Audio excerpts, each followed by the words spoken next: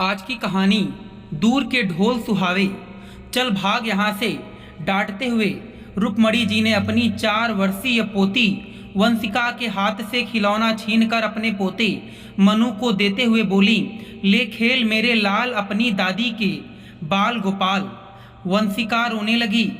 तभी उसकी अंजू बुआ आ गई और उसके हाथ में चॉकलेट देकर उसे चुप कराती हुई बोली, कल मैं अपनी लाडो के लिए ढेर सारे खिलौने लाऊंगी।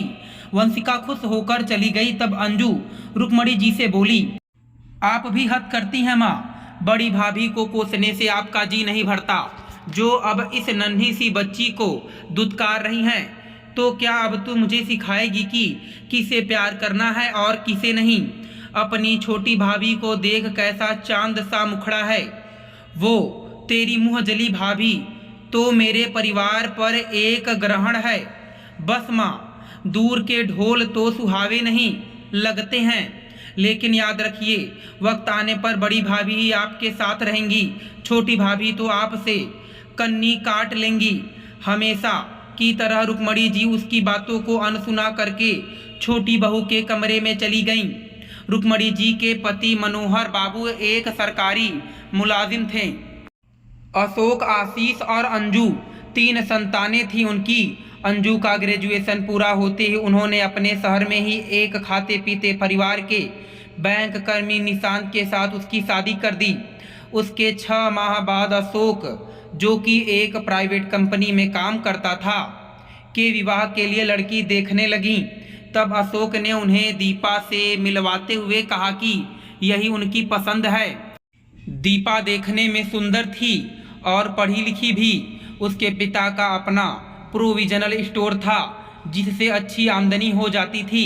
रुक्मणी जी और मनोहर बाबू को दीपा और उसका परिवार पसंद आ गया। अपने पंडित से एक अच्छी तारीख पूछकर उन्होंने अशोक की सगाई उसके साथ कर दी। इधर दोनों परिवार विवाह की तैयारी में जुटे हुए थे। उधर नियति कुछ और ही खेल रच रही थी। दीपा के मोहल्ले में सुधीर नाम का एक सनकी लड़का था जो उस पर नजर रखे हुए था। दीपा के विवाह की खबर सुनकर वो बौखला गया और एक दिन मौका देखकर उसने दीपा के चेहरे पर तेजाब फेंक दिया। वो दर्द से चीख पड़ी। क्षण भर में उसकी दुनिया अंधेरी हो गई। वहां पर खड़े लोग उसके चेहरे पर ठंडा पानी डालने लगे। उसके माता पिता दौड़े आए और बेटी को लेकर अस्पताल पहुंचे। सनकी सुधीर को पुलिस ने धर दबोचा। उसे 10 साल की सजा और आर्थिक दंड दिया गया। इधर दीपा का अस्पताल में लंबा इलाज चला। अशोक हरे पल उसके साथ था। वो उसे हर पल धैर्य बांधता और कहता कि सब ठीक हो जाएगा, मैं हूं ना तुम्हारे साथ।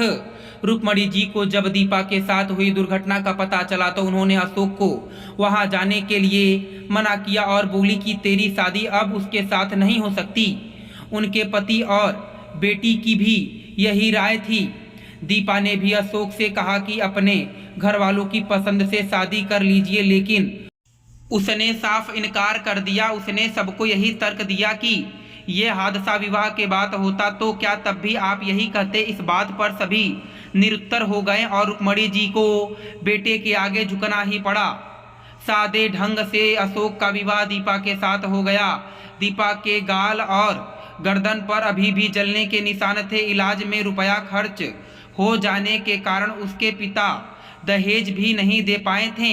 इन्हीं बातों को लेकर रुक्मणी जी घर आए मेहमानों के सामने दीपा पर अपने शब्द बाढ़ चलाकर उसे तिरस्कृत करने का कोई भी मौका अपने हाथ से जाने नहीं देती थीं। उसके ससुर बोलते तो कुछ नहीं, लेकिन व्यवहार से अपनी नापसंदी जता ही देते थे। अंजू भी जब मायके आती तो अपनी माँ का ही साथ देती। एक दिन अंजू के दाहिने पैर में मोच आ गई। उसके पति शहर से बाहर गए हुए थे और सास अपनी बेटी के पास गई हुई थी। तब दीपा ने दोनों घर को संभाला। वो सुबह उठकर घर का काम करती, रसोई बनाती और पति को लंच देकर अंजू के घर चली जाती। अंजू की कामवाली किचन देखती और दीपा उसकी बेटी और उसे संभालती। उन 3 दिनों में अंजू ने अपनी भाभी को करीब से जाना, उसके निश्चल प्यार को पहचाना तो भाभी के प्रति मन के सारे कलुष मिट गए। दीपा ने अच्छे स्वभाव और अपनी सेवा भावना से ससुर का भी दिल जीत लिया था, लेकिन सास आशीष को एक मल्टीनेशनल कंपनी में नौकरी मिल गई तो वो मुंबई चला गया। कुछ महीनों बाद रुक्मणी जी ने धाण्य परिवार की लड़की मोना के साथ उसका विवाह कर दिया। अब मोना जब भी ससुराल आती तो उसके सामने रुक्मणी जी दीपा के कामों में कमियां निकालती, उसके चेहरे का मजाक बनाती और दहेज न लाने का उलाहना देती। समय के साथ दीपा एक बेटी की मां बन गई। मोना ने भी एक बेटे को जन्म दिया। बड़ी बहू को ताना मारने का रुक्मणी जी को एक और मौका मिल गया। अब वो दीपा को कहती, एक तो कंगाल आई, ऊपर से बेटी जनी। कभी कभी तो वो ये भी कह देती कि तेरी माँ ने बेटी पैदा की इसलिए तुझे भी बेटी ही पैदा हुई। मनहूसियत तेरे खानदान की रीत है। मनोहर बाबू दबी आवाज से पत्नी को समझाते कि आखिर कब तक बड़ी बहू को जली कटी सुनाती रहोगी। अब वो एक बेटी की माँ, इतना तो लिहाज करो। लेकिन रुक्मणी जी का व्यवहार ज्यों का त्यों ही रहा। दीपा बस अपने आंसू पीकर रह जाती। कभी कभी वो अशोक से कहती कि आपके साथ विवाह करना इतना बड़ा गुनाह था कि ये तिरस्कार कब तक मुझे सहना पड़ेगा। तब अशोक अपने दोनों हाथ उसके कंधे पर रखकर उसकी आंखों में झांकते हुए कहते, तुम कहो तो मैं अलग घर ले लूं। तब वो कहती, नहीं नहीं बाबूजी, और माँ जी को अकेले कैसे छोड़ देंगे, उन्हें हमारी जरूरत है। सुनकर अशोक मुस्कुरा देता। आशीष और मोना आए हुए थे।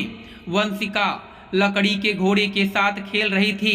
वहीं बैठा मनु उसे लेने की जिद करने लगा तो रुक्मणी जी वंशिका से घोड़ा छीनकर मनु को देने लगी। तभी अंजू आ गई और हमेशा की तरह अपनी माँ को समझाने लगी। माँ पर कोई असर न होते देख अंजू दीपा के पास आ गई और बोली, भाभी आप भैया के साथ यहाँ से क्यों नहीं चली जाती, क्यों अपना अपमान करवाती रहती हो? आप लोगों का प्यार है ना। अपना दर्द छुपाकर दीपा मुस्कुरा देती। समय अपनी गति से बीत रहा था। वंशिका स्कूल जाने लगी थी। मनोहर बाबू के गिरते स्वभाव को देखते हुए अशोक उन्हें आराम करने को कहता। दीपा के प्रति रुक्मणी जी के व्यवहार में जरा भी बदलाव नहीं आया। मोना आ जाती तब तो वो उसके सामने दीपा को और भी ज्यादा कोसने लगती। रविवार का दिन था। अशोक पास के बाजार से सब्जियां लेकर लौट रहा था कि तेज आती कार उसे कुचलती हुई निकल गई। सब्जियां सड़क पर बिखर गईं और वो खून से लथपथ तड़पने लगा। एक भला मानस उसे अस्पताल लेकर गया, लेकिन तब तक दीपा की दुनिया उजड़ गई। घर में हाहाकार मच गया। बेटे का दुख मनोहर बाबू से सह न सके और कुछ ही दिनों बाद उन्होंने भी दुनिया को अलविदा कह दिया। दीपा तो पहले से ही रुक्मणी जी की आंखों में चुभ रही थी और अब अचानक आई विपत्ति का जिम्मेदार भी उसे मानकर वो उसे हर वक्त गलतियां देती रहीं, जिसे दीपा चुपचाप सुनते हुए घर का काम करती, अपनी बेटी को संभालती और उसकी सेवा में हाजिर रहती। अंजू जब कभी मायके आती तो भाभी की दशा देखकर उसकी आंखें भर आती। वो माँ को समझाती कि अब तो आपकी उम्र हो गई है, भाभी को अपमानित करना बंद कर दीजिए, एक दूसरे का सहारा बनिए। लेकिन रुक्मणी जी ने बस कहते हैं, इंसान जब क्रोध में होता है तब उसके अंदर एक अलग ही ताकत आ जाती है। रुक्मणी जी ने दीपा को मालिश के तेल वाली शीशी लाने को कहा। वो रसोई में आटा गूंद रही थी। उसने फटाफट अपने हाथ धोए और तेल की शीशी लेकर जाने लगी। तभी उसका पैर फिसल गया और वो गिर गई। शीशी तो बच गई लेकिन उससे उठा नहीं जा रहा था। उधर रुक्मणी जी जोर जोर से चिल्लाने लगी, कहाँ मर गई। कहारते हुए दीपा उठी और धीरे धीरे चलते हुए सास को तेल की शीशी देने लगी तो उन्होंने उसे गुस्से से धक्का दे दिया। तभी अंजू ने आकर उसे थाम लिया, वरना उसका सिर तो फूट ही जाता। भाभी आप अपना तिरस्कार कब तक करवाती रहेंगी? आज अगर मैं ना होती तो अपना सामान बांधिए और चलिए। लेकिन माँ जी, अब कोई माँ जी नहीं, अंजू ने जबरदस्ती अपनी भाभी और वंशिका के कपड़े एक बैग में डाले और उसे ले जाने लगी। रुक्मणी जी तैस में बोली, ले जा मेरी बलाटली। दीपा ने उनके पैर छूने चाहे तो उन्होंने अपने पैर पीछे कर लिए। अंजू की मदद से दीपा को रहने के लिए एक कमरा मिल गया था और आंगनवाड़ी में काम भी मिल गया। शुरू में उसके साथ काम करने वाले उसका चेहरा देखकर दूर भाग जाते, लेकिन फिर उसके मिलनसार स्वभाव और कार्यकुशलता देखकर सभी उससे के साथी बनने लगे। पहली तनख्वाह मिलते ही उसने वंशिका के स्कूल की फीस भरी और अंजू से लिए रुपए भी वापस कर दिए। धीरे धीरे उसने अपनी ज़रूरत के सामान जुटा लिए और उसकी गाड़ी पटरी पर चलने लगी। रुक्मणी जी अब बहुत खुश थीं। रोज़ अपने छोटे बेटे बहू से बात करती और उन्हें आने के लिए कहती। मोना कोई न कोई बहाना बनाकर टाल देती। कुछ दिनों बाद वो बेटे से बोली कि मैं तेरे पास आना चाहती हूँ। आशीष आकर उन्हें अपने साथ ले गया। बेटे बहू के ठाठ बाट देखकर वो बहुत खुश थी। अंजू को फ़ोन करके मोना की खूब तारीफ की। एक दिन मोना की सहेलियां आई हुई थी। उसने रुक्मणी जी को ड्राइंग रूम में आने को मना कर दिया। उन्हें बहुत बुरा लगा। उन्हें घर में अकेला छोड़कर बेटे बहू पार्टी में चले जाते। धीरे धीरे खाना भी उनके कमरे में पहुंचा दिया जाने लगा। घर में रहकर भी बेटे को देखने और उससे बातें करने को वो तरस जाती। एक दिन रुक्मणी जी के पेट में दर्द होने लगा। बेटे से दवा मांगी तो बहू ने सुना दिया, जब पचता नहीं तो इतना ठूसती क्यों है। उस दिन उन्हें अंजू की बात याद आई कि दूर के ढोल सुहावने होते हैं। आज यदि दीपा होती तो दौड़कर उन्हें दवा देती, उनके पैरों की मालिश करती। जिसने उनकी सेवा की उसका तो उन्होंने तिरस्कार किया और जिसे अपनी पलकों पर बिठाया उसने उनकी आंखें भर आई। अगले दिन जी बहलाने के लिए रुक्मणी जी कॉलोनी के पार्क में गईं। पास में बैठी महिलाओं से बतिया रही थी कि एक 25-26 वर्षीय युवती आई और महिला से बोली, मम्मी जी आटा गूंध कर रख दिया है, बटर लेकर आती हूँ तो दाल में तड़का लगा दूंगी। ये रही घर की चाबी। महिला के हाथ में चाबी रखकर युवती चली गई। तब रुक्मणी जी उनसे कहने लगी, इस लड़की के चेहरे पर तो चेचक के दाग हैं, आपने उसे बहू कैसे? महिला बोली, बहन जी सूरत नहीं सीरत देखना चाहिए।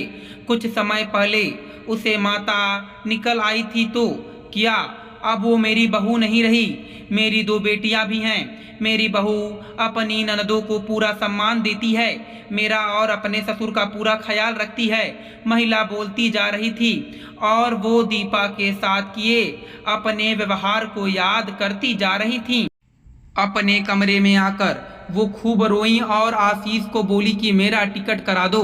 उन्होंने सोचा कि शायद मोना उन्हें रोक लेगी, लेकिन ऐसा कुछ नहीं हुआ। भारी मन से वो अपने घर आ गईं। चाह रही थी कि कहीं से दीपा आ जाए और वंशिका दादी कहकर उनसे लिपट जाए। अगले दिन अंजू अपनी माँ से मिलने आई तो हाल चाल पूछते हुए रुक्मणी जी ने धीरे से पूछ लिया, अंजू तेरी बड़ी भाभी कहाँ है? एक बार मिला दे तो मैं उससे उनका गला भर आया। तभी वंशिका दादी कहकर उनके गले में अपनी बाहें डाल दी।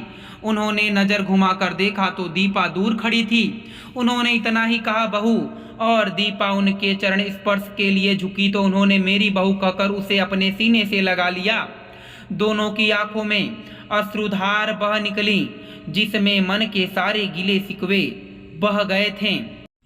सास बहू के अशुद्ध मिलन को देखकर अंजू की आंखों में भी खुशी झलक पड़ी थी। दोस्तों, मैं उम्मीद करता हूँ कि आपको यह कथा पसंद आई होगी। फिर मिलेंगे आपसे अगली कथा में। आप सभी का धन्यवाद।